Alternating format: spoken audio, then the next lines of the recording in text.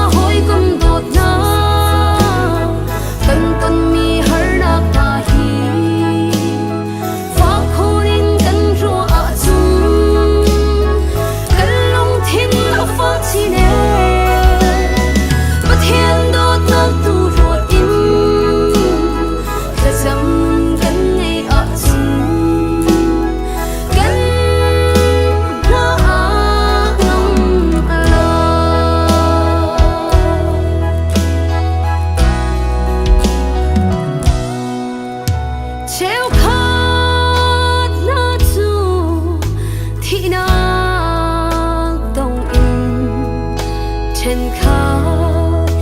đi xuống nước ăn tông mi chiều nó dù phở nó ăn in mi chiều dù bôi nước ăn tông chú si ra hỏi con đột na cần tân mi hở lạc na hi